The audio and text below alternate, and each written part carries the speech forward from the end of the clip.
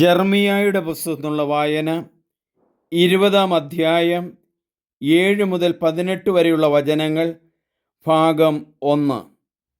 കർത്താവ് എൻ്റെ പക്ഷത്തുണ്ട്, പീഡകർ കാലിടറി വീഴും. 7-ാം വചനം. ജെറമിയായുടെ പരാതി. കർത്താവെ, അങ്ങ് എന്നെ വഞ്ചിച്ചിരിക്കുന്നു. ഞാൻ വഞ്ചിതനായി. അങ്ങ് എന്നേക്കാൾ ശക്തനാണ്. അങ്ങ് വിജയിച്ചിരിക്കുന്നു. ദിവസം മുഴുവൻ ഞാൻ പരിഹാസപാത്രമായി. എല്ലാവരും എന്നെ അപഹസിക്കുന്നു. വായ് തുറക്കുമ്പോഴൊക്കെ അക്രമം, നാശം എന്നാണ് ഞാൻ വിളിച്ചു പറയുന്നത്.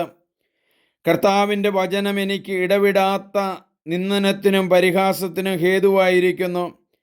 അവിടുത്തെപ്പറ്റി ഞാൻ ചിന്തിക്കുകയില്ല, അവിടുത്തെ നാമത്തിൽ മേലിൽ സംസാരിക്കുകയില്ല എന്നു ഞാൻ പറഞ്ഞു.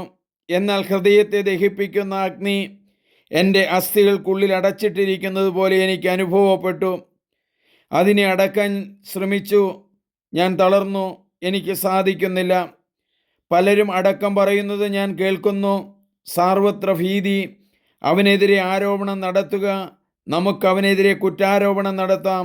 എൻ്റെ കൂട്ടുകാരനായിരുന്നവർ ഞാൻ വീഴുന്നത് കാണാൻ കാത്തിരിക്കുകയാണ്. അവന് വഴിതെറ്റിയേക്കാം. അപ്പോൾ നമുക്ക് അവൻ്റെ മേൽ വിജയം നേടാം, പ്രതികാരം നടത്തുകയും ചെയ്യാം.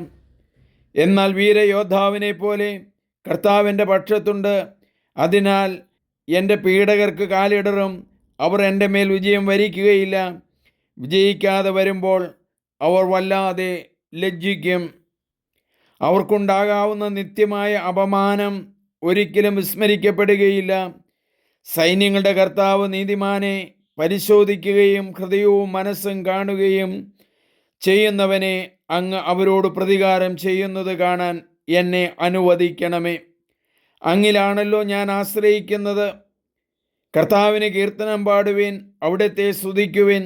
എന്തെന്നാൽ ദുഷ്ടന്മാരുടെ കയ്യിൽ നിന്ന് ദരിദ്രരുടെ ജീവനെ അവിടുന്ന് രക്ഷിച്ചു. ഞാൻ പിറന്ന ദിവസം ശപിക്കപ്പെട്ടതാകട്ടെ. എൻ്റെ അമ്മ പ്രസവിച്ച ദിവസം അനുഗ്രഹിക്കപ്പെടാതിരിക്കട്ടെ. എൻ്റെ പിതാവിൻ്റെ അടുക്കൽ ചെന്ന് നിനക്കൊരു പുത്രൻ ജനിച്ചിരിക്കുന്നു എന്ന വാർത്ത അറിയിച്ച് അവനെ സന്തോഷിപ്പിച്ചവൻ ശപിക്കപ്പെട്ടവനാകട്ടെ.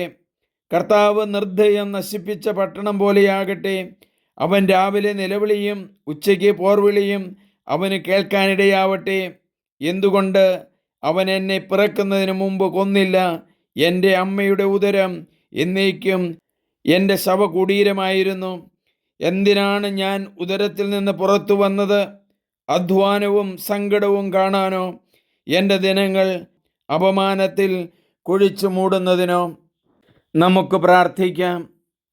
ദൈവമേ, ജെറമിയാ പ്രവാചകൻ അങ്ങയുടെ വചനങ്ങൾ അരുളി ചെയ്തതുകൊണ്ട് പുരോഹിതൻ അദ്ദേഹത്തെ അടിക്കുകയും പള്ളിയുടെ യെരൂശലേം ദേവാലയത്തിൻ്റെ അങ്കണത്തിൽ കെട്ടിയിടുകയും ചെയ്തു.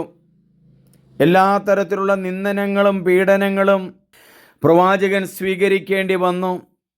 ദൈവമേ, അപ്പോഴും പറയുന്നു, കർത്താവ് എൻ്റെ പക്ഷത്തുണ്ട്. എന്നെ പീഡിപ്പിക്കുന്നവർ കാലിടറി വീഴും. ദൈവത്തിലുള്ള ശക്തമായ വിശ്വാസം ഞങ്ങൾക്ക് തരുന്നതിന് നന്ദി പറയുന്നു. വിശ്വാസത്തോടെ ഞങ്ങൾ ജീവിതം നയിക്കുവാൻ ഞങ്ങളെ പഠിപ്പിക്കണമേ. അങ്ങയിൽ ഞങ്ങൾ ശരണപ്പെടുന്നു. ജെറമിയാ പ്രവാചകൻ ശരണപ്പെട്ടതുപോലെ ഞങ്ങൾ ശരണപ്പെടുന്നു. ദൈവമേ, നന്ദി. ഏറ്റവും പ്രിയമുള്ളവരെ, നിങ്ങളെല്ലാവരും ഇത് സബ്സ്ക്രൈബ് ചെയ്യണം, ഷെയർ ചെയ്യണം. ദൈവവചനം വളർത്താം, ദൈവവചനത്തിൽ ജീവിക്കാം, പരിശുദ്ധാത്മാവിൽ നിറയാം. ദൈവമേ, നന്ദി. ഹല്ലേലൂയ. ഏറ്റവും സ്നേഹമുള്ളവരെ, നിങ്ങളെല്ലാവരും ഇത് സബ്സ്ക്രൈബ് ചെയ്യണം, ഷെയർ ചെയ്യണം. എൻ്റെ പേര് സണ്ണി പുൽപ്പറമ്പിൽ. ദൈവം നിങ്ങളെ അനുഗ്രഹിക്കുന്നു.